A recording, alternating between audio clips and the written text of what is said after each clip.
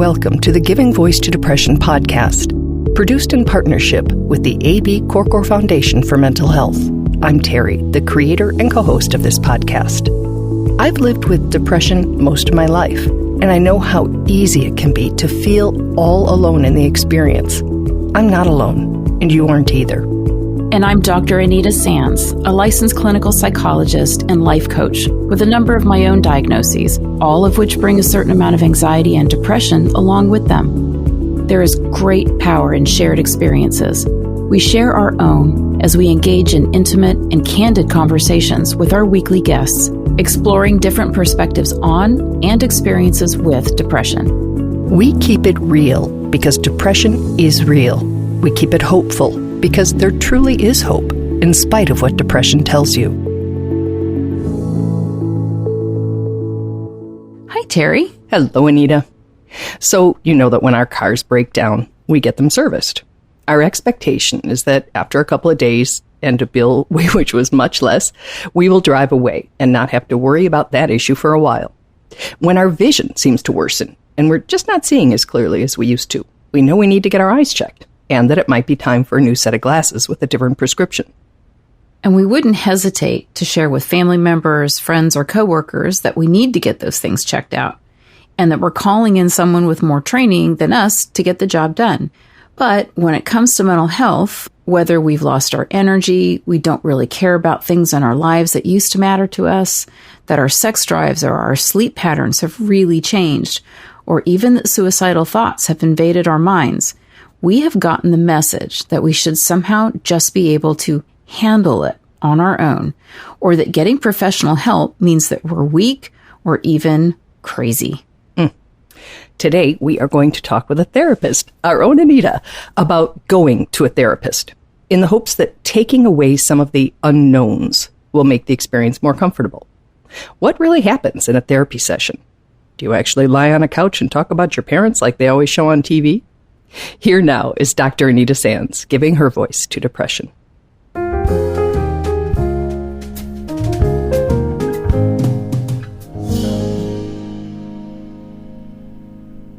Let's start with the before we see the therapist. How do we even know when it's time, when we need to?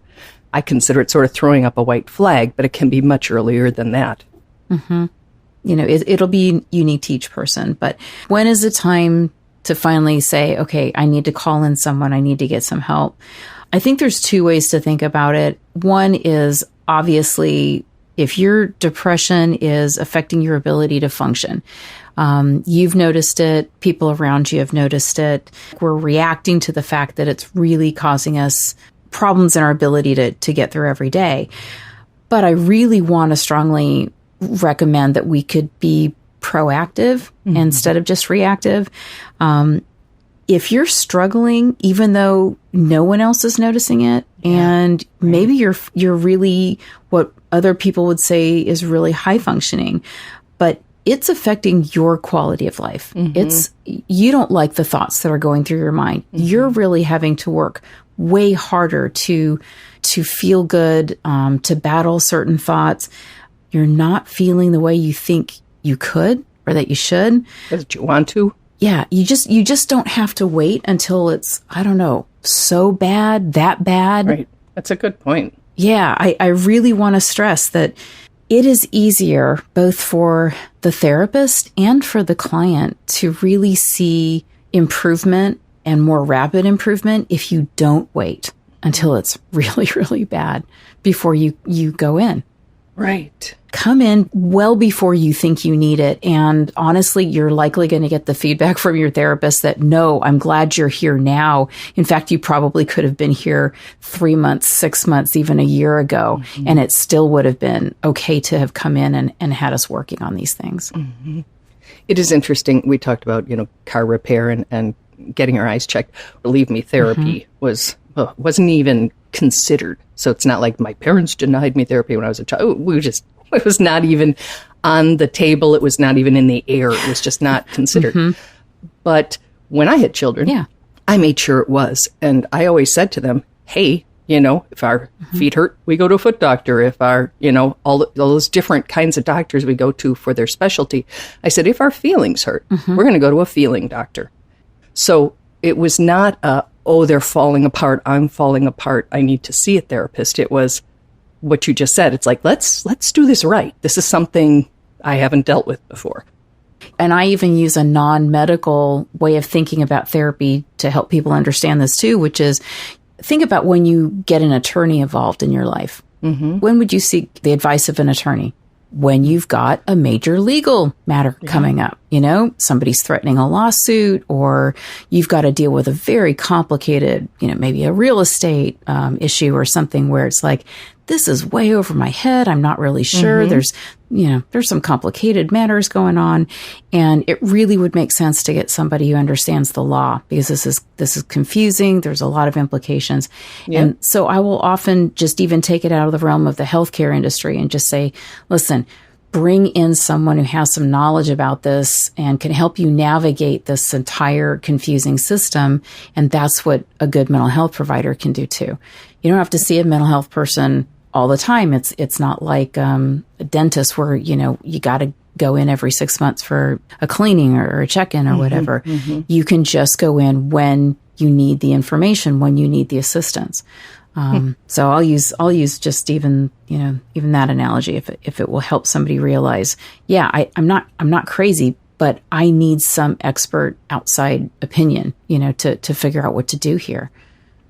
So you said crazy, and that is something I hear. I don't need a therapist. I'm not crazy. Why is there so much resistance? And culturally, even the give it to God, keep it in the house. This is a private matter, and I'd like to emphasize it can be private with your therapist. Why do you think people will go on meds before they'll see a therapist? The roots of stigma are they're deep. They're really, really deep, and we just have an awful lot of history in ascribing a lot of negative personality traits, or even worse, to individuals who are suffering from mental health symptoms, instead of recognizing that either A, these are very, very normal human ways of being and reacting under certain stressful or traumatic situations, or it's all in the realm of normal human experience in terms of certain genetic influences. Some people are more prone to developing cancer or allergies or things like that. So for whatever reason, though, mental health has always been seen, maybe because it's hard to see. It is one of those invisible illnesses. We only see it through behavior. We don't know how it gets fixed. It happens with medication. It happens behind closed doors with a therapist. So maybe the whole thing is just a little bit confusing, amorphous, invisible. I've heard so many of my clients, and I know you've addressed this on the podcast, people saying, I think it would be so much easier if I had cancer, if I had a brain tumor. Right. People would know how to treat me. There would be some sympathy, some empathy. A test result that you can see.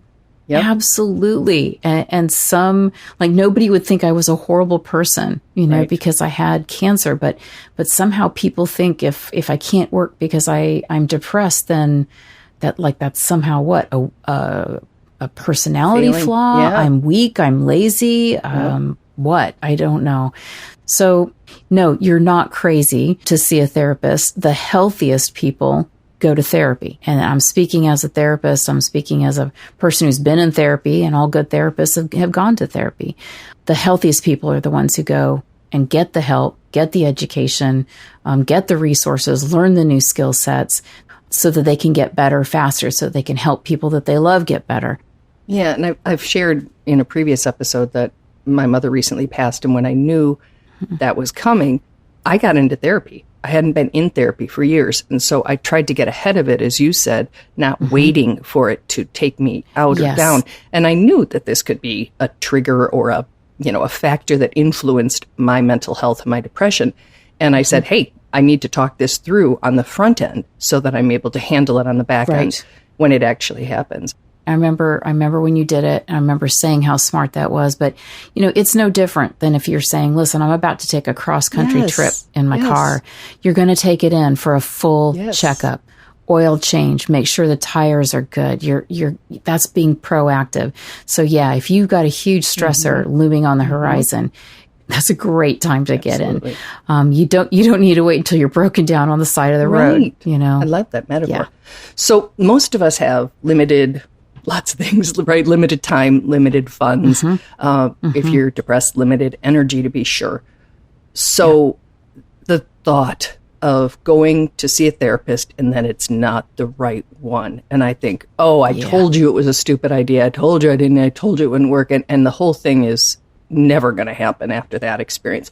How do we choose a good therapist? How do we know if there's going to be chemistry, if that's the right word, a connection, if there's going to be trust? What can we do before we make that first appointment?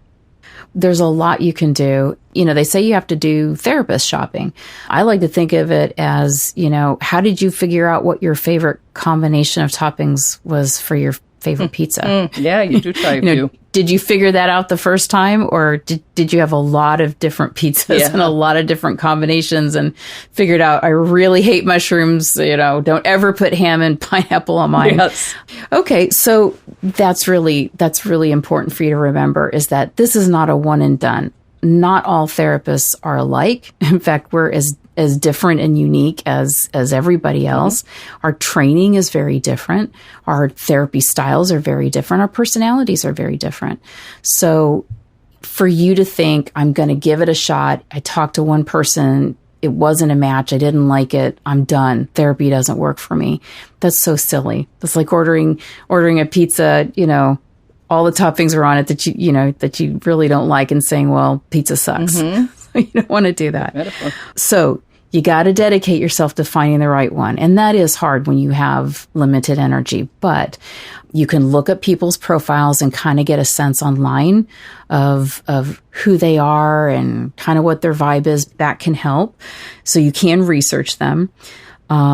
You can usually, not always, but usually ask for like a free 15-minute, Zoom or phone consultation with a therapist before you would schedule an appointment.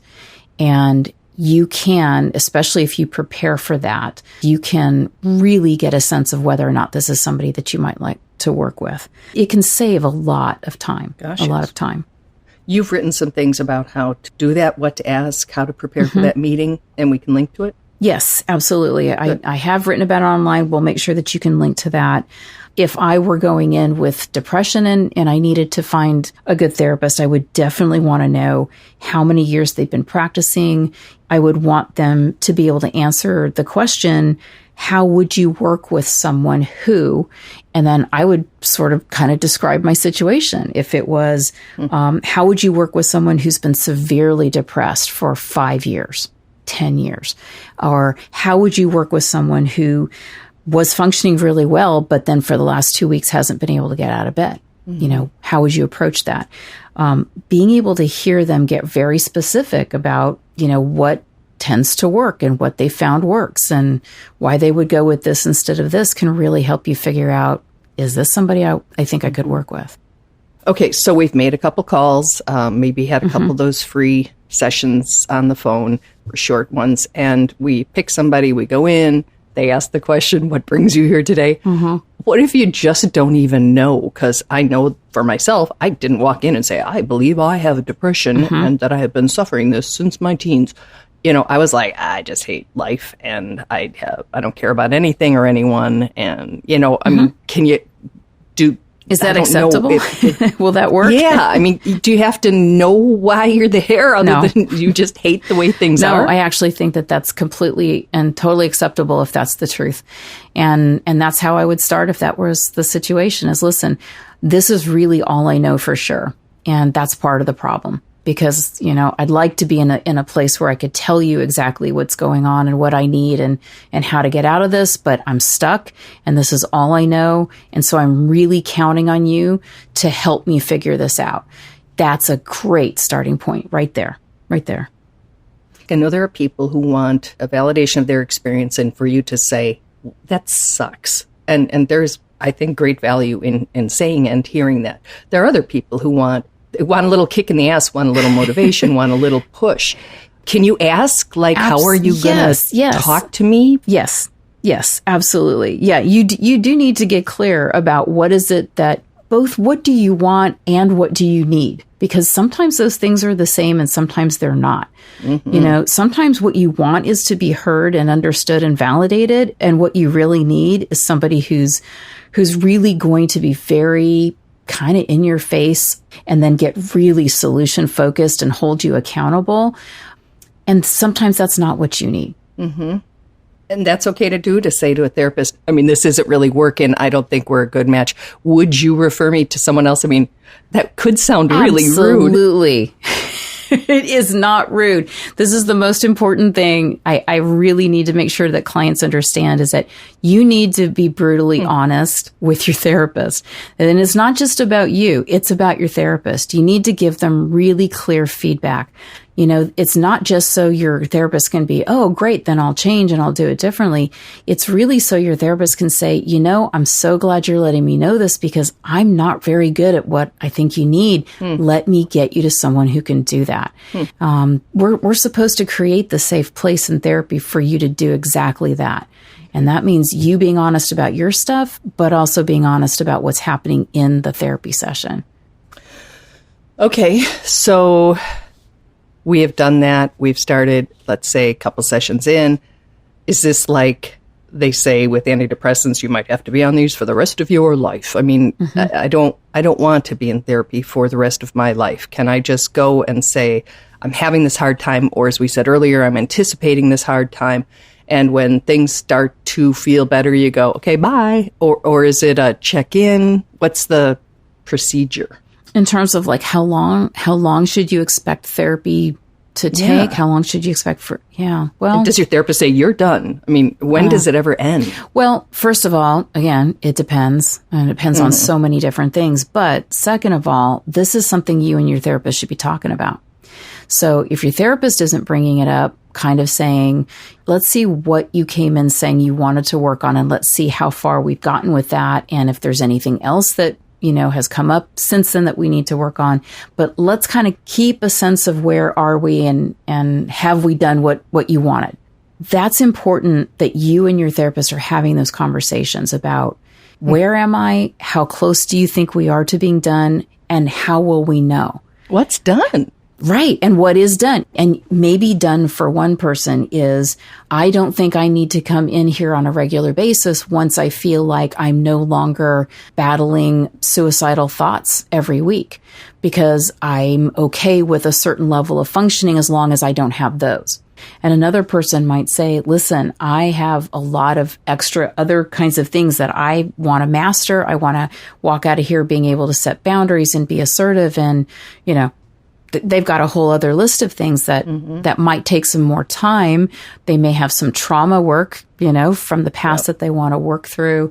So again, this is why I'm saying it depends. It really does depend on what do you want to have accomplished before you feel like you're done. Also recognizing, though, that do all of us have stuff that we could be in therapy every week for the rest of our lives if we wanted to and still get benefit from? Absolutely, we could. Yeah. It's all about having that honest conversation. I maybe would like to be here, but do I need to be here? So you just talk. Okay, you brought up suicidal thoughts. And one of the things that I've heard in a number of interviews with our guests is that they don't want to share that. There's a fear with mandatory reporters. If I say to you, Anita, I want to die in my sleep every morning, I wake up and say, shit, I woke up again. I'm afraid you're going to dial 911 before I'm out the door and police are going to be in the parking lot. Is that a real fear? Might be. See, here's the thing. I'm saying be completely honest with your therapist. At the same time, before you do that, I want you to know how your therapist is going to respond to your being completely honest. I think that that's also important. So, if you're a person who struggles with passive or active suicidal ideation, if you don't know your therapist really well, you guys haven't had these conversations, you want to have those conversations first. And you want to do those as you're interviewing the therapist or as hypotheticals. If a client were to tell you this, what would your professional responsibility be in that situation? Once you know the parameters and the way that that particular therapist says that they would respond, then you know what you're dealing with as the client. And I wish that it was like one size fits all. You know, if you say this, then every single therapist, psychologist, psychiatrist would respond exactly the same way. But that's not the case. And if you are having active suicidal thoughts that you cannot manage, if you were to be honest with your therapist would do everything possible to get you to a place where your suicidal thoughts won't overtake you and take your life. Your therapist wants to keep you alive so we can get you past that suicidal crisis, and you'll be here. And maybe in the moment, it could just be terrible to have to talk about it, to admit it, to have to go through even a temporary hospitalization. But if we've got you alive and you get to experience life after that, it's probably going to be exactly the right thing to say, to be willing to take that risk and be honest about it and let this person help you. And if somebody's in danger, as you say, the hope is that they get the help and the support they need. Okay. So one of the thoughts I'm having is, you know, we've made a bunch of comparisons here from pizza to car repair. I was thinking about physical therapy, and that when I go to my physical therapist, I have a bad back, and he, she, or they say, you've got to, whatever, do this exercise, do this stretch, stop doing this, start doing that.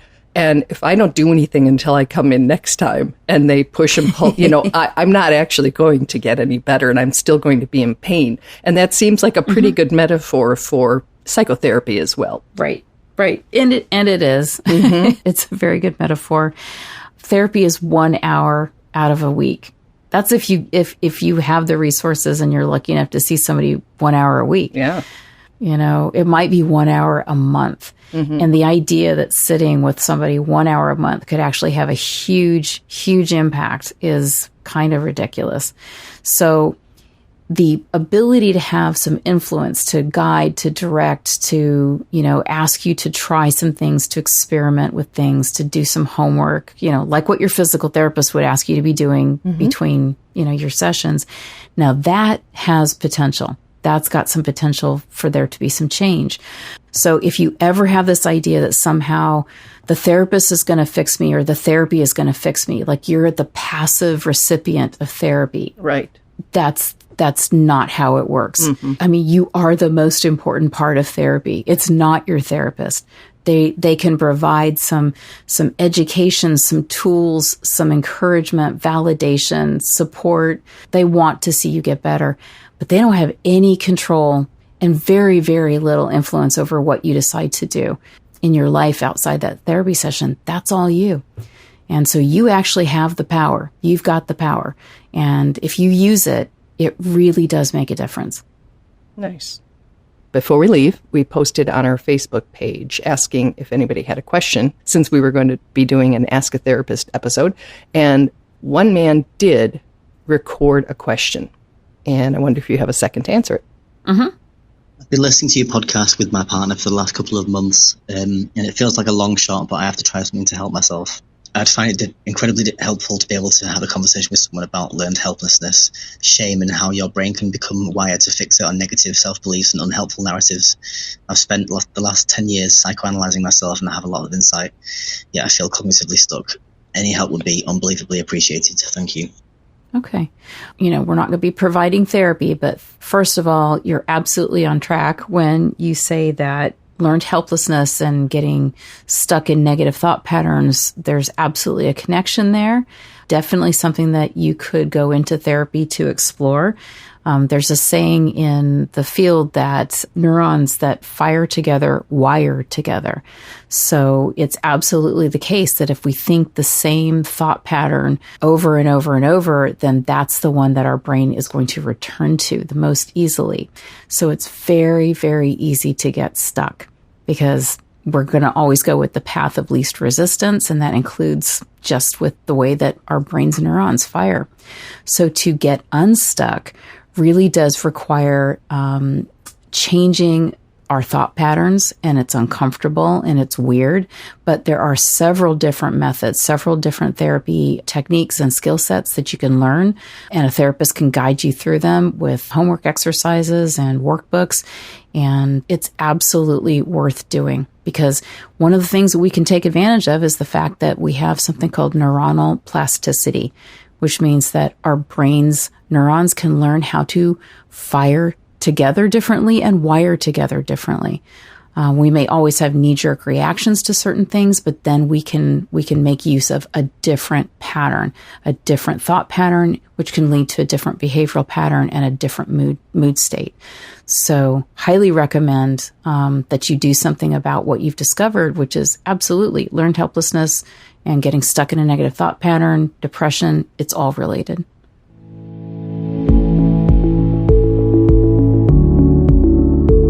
We truly hope that our podcast brings a little more understanding, helps you better articulate and reflect on your own experience with depression, or better understand how to support someone else who is struggling. If this episode has been of comfort or value to you, know that there are hundreds of others like it in our archive, which you can easily find at our website, givingvoicetodepression.com. And remember, if you're struggling, speak up, even if it's hard. If someone else is struggling, take the time to listen.